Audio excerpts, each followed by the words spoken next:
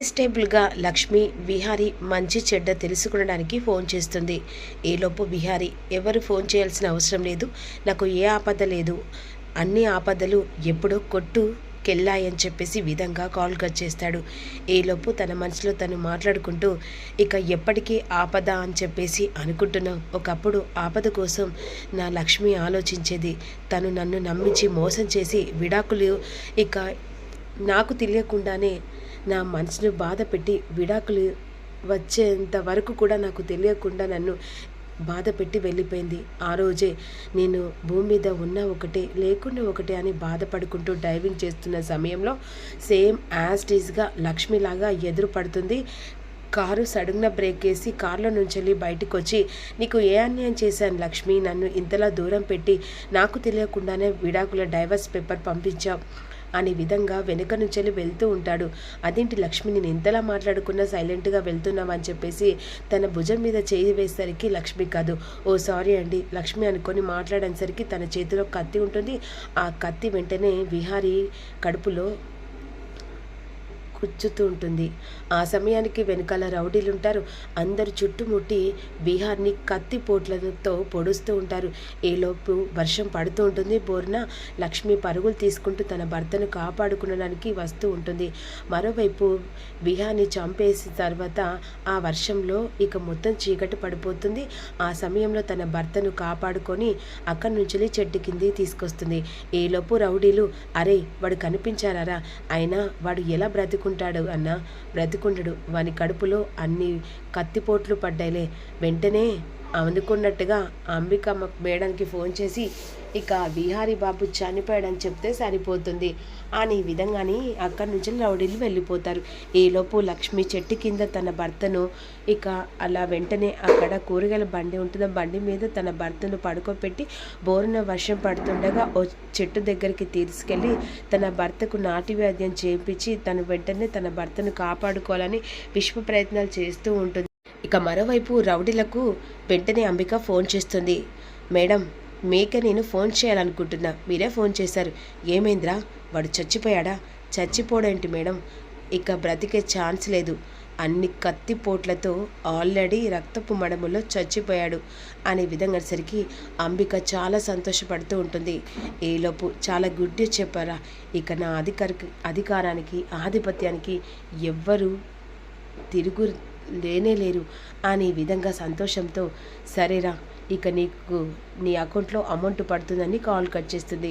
ఈలోపు సుభాష్కి ఫోన్ చేసి, చాలా థ్యాంక్స్ సో మచ్ సుభాష్, నువ్వు చేసిన పనికి నీకు ఏమిచ్చి రుణం తీర్చుకోగలను, ఇక నువ్వు నేను అనుకున్నట్టే ఆ విహారీ చచ్చిపోయాడు, ఇక ఇంటికి అధికారం ప్రతి ఒక్కటి ఇక నేను తప్ప ఎవ్వరూ లేరు అని చాలా సంతోషపడుతూ ఉంటుంది. మరోవైపు విహారీ కత్తిపోట్లతో చాలా కడుపులో చాలా పడి ఉంటాయి. వెంటనే నాటు వాద్యం అతను వచ్చి ఇక తనకి చాలా ప్రమాదం ఉంది, ఇలా చూస్తూ ఇక తనని కాపాడడం చాలా కష్టం, కానీ ఇతను బ్రతుకున్న విషయం ఎవరికైనా తెలిస్తే మళ్ళీ ప్రమాదం, ఎలాగైనా సరే ఈ నాటు వైద్యంతో నా భర్తను బ్రతికించండి అని చెప్పేసి లక్ష్మి వేడుకుంటూ ఉంటుంది. సరేమ్మా, ఇప్పుడు నేను నా దగ్గట్టుగా నాటు వైద్యం చేస్తాను అని చెప్పేసి వెంటనే అక్కడ మాంత్రికుడు నాటు వైద్యం చేస్తాడు. అప్పటి మట్టుకైతే పర్లేదమ్మా, రేపటి వరకు తనకి స్పృహ వస్తుందో లేదో తెలుసుకోవాలి అని విధంగా అన్న తర్వాత అదే సమయానికి రౌడీలు తల మీద పెద్ద గాయం చేస్తారు. ఇక ఆ గాయం తల మొత్తం దిమ్మున పట్టి వెంటనే విహారికి తలకు కూడా ఒక కట్టు కట్టేస్తాడు వెంటనే ఆ మాంత్రికుడు. ఇక వెంటనే లక్ష్మి అక్కడే ఉంటుంది. విహారీ కళ్ళు తెరిస్తే గుర్తుపడతాడేమో అని చెప్పేసి అనుకుంటుంది. కానీ ఇక్కడ ఊహించే ట్విస్ట్ ఏంటంటే విహారీ గతాన్ని మర్చిపోతాడు, లక్ష్మిని గుర్తుపట్టాడనమాట. రౌడీలు వెంటనే కత్తిపోట్లతో కాకుండా రౌడీల మీద అటాక్ చేస్తుండగా అక్కడ ఒక రౌడీ వెంటనే తల మీద కర్రతో కొట్టేసరికి తన జ్ఞాపకాలన్నీ మర్చిపోతాడు. తెల్లారిసరికి లక్ష్మి ఎలాగైనా విహారీ కంట పడకుండా వెళ్ళాలని చెప్పేసి అనుకుంటుంది. కానీ అన్ఎక్స్పెక్టెడ్గా విహారీ దగ్గరే ఉండిపోతుంది. ఇక తెల్లారిపోతుంది కదా, ఆ సమయంలో కాస్త మెల్లగా మెలకు వస్తూ ఉంటుంది. ఒక్కసారిగా మెలకు వచ్చేసరికి విహారీ నన్ను గుర్తు పట్టేస్తాడు, చీ కొడతాడేమో అని కంగారు పడుతూ ఉంటుంది లక్ష్మి. ఇక వెంటనే మెలకు వచ్చిన తర్వాత ఎక్కడున్నా నేనని చెప్పేసి అలా లేచి కూర్చొని చూస్తూ ఉంటారు. అప్పుడు వెంటనే బిహారీ గారు అని చెప్పేసి లక్ష్మి అంటుంది. అప్పుడు లక్ష్మిని చూస్తూ అసలు ఎవరు మీరు అనేసరికి లక్ష్మి గుండెలు పగిలిపోతాయి. అప్పుడు వెంటనే నాటు వైద్యుడు ఆ మాంత్రికుడు వచ్చి ఇక ఎలా ఉంది బాబు అంటుండగా కడుపంతా నొప్పిలేస్తుంది, పచ్చిగా చేసింది అనేసరికి ఇక లక్ష్మికి ఏం మాట్లాడాలో అర్థం కాదు. అప్పుడు వెంటనే విహారీ ఎక్కడున్నా నేను, అసలు ఏం జరిగింది అని చెప్పేసి అంటుండగా తను గుర్తుపట్టట్లేదేంటి అనే విధంగా అంటుండగా వెంటనే తను పరీక్ష పట్టి చూస్తాడు. తను గతం మర్చిపోయాడు. తలకు బలమైన గాయం తగలడం వల్ల తను గతాన్ని మర్చిపోయాడు అనేసరికి లక్ష్మి కూడా కాస్త సేఫ్ అవుతుంది. ఎందుకంటే గతం మర్చిపోయిన విహారీ ఇప్పుడు లక్ష్మిని కూడా గుర్తుపట్టలేక ఇక గతం మర్చిపోయాడు కదా. ఒకవేళ గతం గుర్తుకొచ్చినా కూడా ఇక్కడ లక్ష్మిని గుర్తుపట్టేంత లేదు కాబట్టి వెంటనే లక్ష్మి ఇక నేనెవరో కానండి, నీ భార్యను. ఏంటి నువ్వు నా భార్యవా? మరి నాకేమైంది? ఏం లేదండి, ఇక ఎవరో కావాలని రౌడీలు మన మీద అటాక్ చేశారు, అందుకే మిమ్మల్ని నేను కాపాడుకున్నాను. అవునా, మరి నీ పేరేంటి? నా పేరు సిరి అండి, నేను నీ భార్యను. ఆహా, నువ్వు నా భార్యవా? అవును, మరి మన ఇంటికి ఎప్పుడు వెళ్దాం అనేసరికి ఇక్కడ 2 రోజులు ఉండి వెళ్ళిపోతాము అని లక్ష్మి విధంగా అంటుంది. ఆ దేవుడు నా భర్తను మళ్ళీ దరి చేరడానికే గతాన్ని మర్చిపోయేలా చేశాడు, లేకపోతే నా బిడ్డకు ఒక తండ్రిగా ఉండడానికి ఆ దేవుడు నాకు మంచి చేశాడు చెడు చేశాడో అర్థం కావట్లేదు, కానీ నా భర్త గతం మర్చిపోయాడు అనే విధంగా లక్ష్మి తల తల్లే కుమిలిపోతుంది.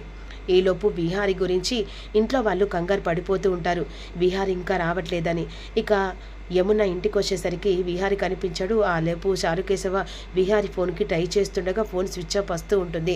ఇక అదే సమయానికి విహారీ ఇంటికి రావట్లేదని అదే సమయానికి అంబిక అనేసరికి అంబిక కూడా విహారీ పొద్దున్న నుంచి నాకు కూడా కనిపించలేదు అనేసరికి యమున బాధపడుతూ ఉంటుంది. విహారీ ఫోన్ స్విచ్ ఆఫ్ వస్తుండగా స్వామీజీ చెప్పిన మాటలు విహారీకి ఇక ప్రమాదం ఉందని చెప్పేసి జ్ఞాపకం తెచ్చుకుంటూ వాడికి ప్రమాదం ఉందని చెప్పేసి గురుగారు చెప్పారు అనే విధంగా యమున ఏడుస్తూ ఉంటుంది. ప్రమాదం కాదు, ఖచ్చితంగా ప్రమాదమే ఉంది, ఎందుకంటే ఇప్పుడు విహారీ చచ్చిపోయాడు అని చెప్పేసి అంబిక అనుకుంటూ ఉంటుంది. అసలు బావ ఎక్కడికి వెళ్ళాడత్తయ్యా? బావ ఎక్కడికి వెళ్ళాడో అసలు ఏం అర్థం కావట్లేదు. ఆ లక్ష్మి ఇంట్లో నుంచి వెళ్ళిపోవడమేమో, కానీ బావ అసలు మన గురించి ఆలోచించడం కూడా మర్చిపోయాడు అనే విధంగా సహస్ర బాధపడుతూ ఉంటుంది. ఈలోపు ఇక మొత్తం నైట్ కూడా అవుతుంది, చీకటి పడిపోతుంది, కానీ విహారీ జాడ మాత్రం ఎట్టి పరిస్థితి లేదు.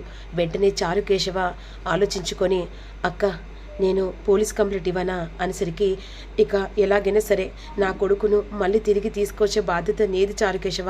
సరే అక్క, నేను పోలీస్ కంప్లైంట్ ఇస్తానని చెప్పేసి వెంటనే విహారీ కోసం అని పోలీస్ కంప్లైంట్ ఇస్తారు. కానీ ఇక్కడ అంబికకు తెలియదు పోలీస్ కంప్లైంట్ ఇచ్చారని. ఇక అలా సర్చింగ్ చేస్తూ చేస్తూ అలా 2 రోజులు అవుతుంది. ఆ సమయంలో ఇక ఇక్కడ మాత్రం విహారీకి కోలుకుంటాడు, కానీ విహారీ పేరు అక్కడ చేంజ్ అవుతుంది, లక్ష్మి పేరు సిరి అవుతుంది. అక్కడ వాళ్ళిద్దరు కలిసి ఇక వేరే ఊర్లోకి వెళ్ళి బ్రతుకుతూ ఉంటారు. అలా ఇక్కడ 4-5 రోజులు అవుతుంది. విహారీ జాడ తెలియదు. సర్చింగ్లో మొత్తం అదంతా ఎంక్వైరీ చేసిన సమయంలో విహారీ కారు దొరుకుతుంది. ఆ కారు దగ్గర కత్తిపోట్లతో రక్తం, తన ఫోను అన్నీ దొరికేస్తాయి పోలీసులకు. పోలీసులు వెంటనే తన ఫోన్ను పట్టుకొని వచ్చి చారుకేశవకు ఇన్ఫర్మేషన్ చేస్తారు. ఇన్ఫర్మేషన్ చేసేసరికి చారుకేశవ ఆ స్టేషన్ దగ్గరకు వస్తాడు. స్టేషన్ దగ్గరకు వచ్చిన చారుకేశవకు ఫోన్ దొరికిందే, అక్కడ ఎవరో ఆనవాళ్ళు కూడా ఉన్నాయి, తనని ఎవరో కావాలని మర్డర్ చేసినట్టుగా తెలుస్తుందనేసరికి చారుకేశవ గుండెలు పగిలిపోతాయి. నాలుని చంపే అధికారం ఎవరికి ఉంది అని ఈ విధంగా అంటుండగా దీని ప్రకారంగా అతని డెడ్ బాడీ దొరకలేదు, కారును ఫోన్ దొరికింది కాబట్టి అక్కడ కత్తిపోట్లున్నాయి. ఇవన్నీ DNA టెస్ట్ పంపిస్తే ఆ బ్లడ్ శాంపిల్తో ఎవరు చనిపోయారో తెలుస్తనేసరికి అలా బ్లడ్ శాంపిల్ పంపించిన తర్వాత ఆ DNA రిపోర్ట్లలో ఇక ఆ బ్లడ్ శాంపిల్ విహారీదని తెలిసిపోతుంది. ఒక్కసారిగా గుండెలు పగిలేలా ఏడుస్తూ ఉంటుంది యమున.